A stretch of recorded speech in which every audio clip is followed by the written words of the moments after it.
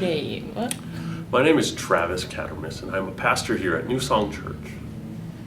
Yay. Okay, what does it mean to do church as a team? That's a good question. To do church as a team, for me, means that as a church, generally what happens is there's a pastor or a leader, and everybody expects them to do all of the ministry. But doing church as a team is taking the responsibility and the God-given talents of everybody, and having the leader's job is to equip those people so they can do the ministry. So instead of one person going around and, we'll use an analogy, talking to people in the hospital, think of how many physically that pastor can go to. But if you had a helps team that had 20, 30 people on it, all of a sudden you can really impact the whole culture instead of just waiting for the pastor to get to you. There's just more of and those people are gonna love it more. That's gonna be part of their DNA. Okay, what do you like most about serving? What I love about serving is that it constantly humbles you.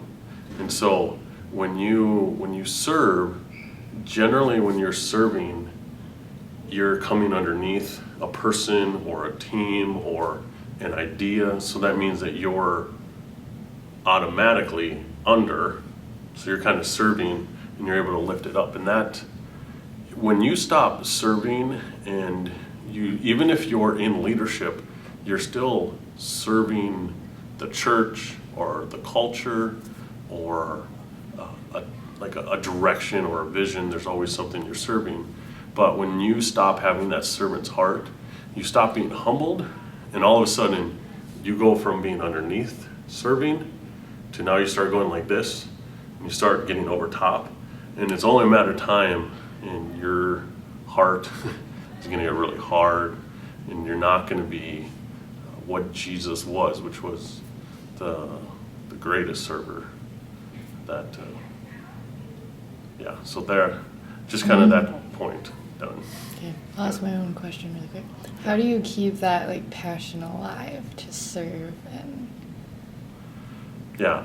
for me, it's every day. It's kind of the when they talk about 20 miles a day, that there's a goal, there's a person that you want to be, that you kind of seek for every day.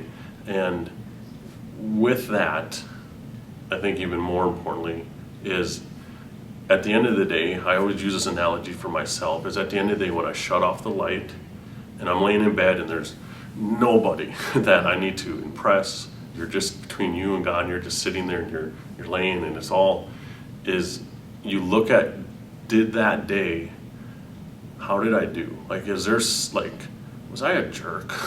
Did I, even at the grocery store, was I just short with that person?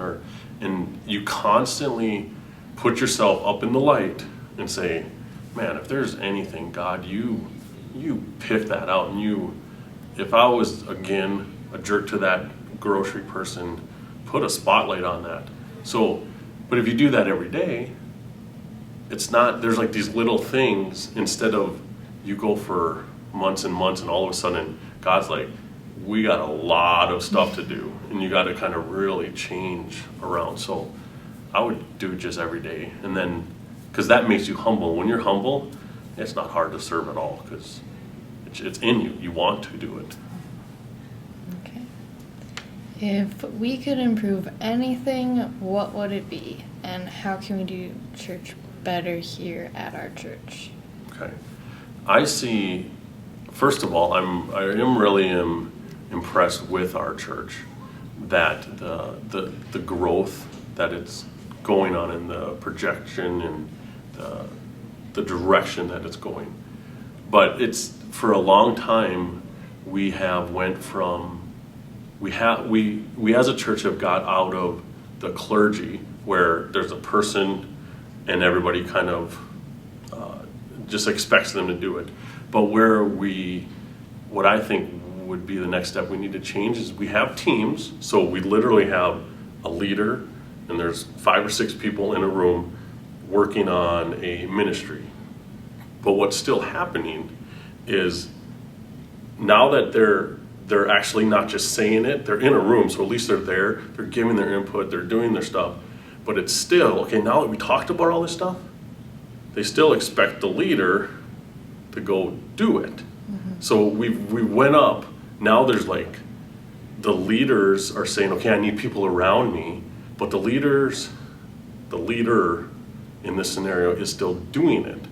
Where we need to change, and I don't think it's going to be a hard change, but is all those 5, 6 people in the room need to stop saying there's one leader that's in control of the ministry, and they all say, no, we all are the leaders and the ownership of this. So all of the ideas that we came up with that are on the board, now we start putting our names to that. So we go from being a consumer to being an owner of a ministry. And so that's the only thing. And I honestly believe that that's like a 6 month or a year, just a really short mind shift. And because if we can change that, if we can do that, the new people coming in, they're not going to know any different, and it's going to go so quick. Where we're going to have the hardest time is with us who are already here, and we've experienced a little bit of the old. We need to change that so that the culture gets shifted earlier, and that's really up to us. If we do it now, I mean, honestly, it could be months, and so that would be my idea. Do you have any ideas, I guess, how to specifically change like that mindset or that habit?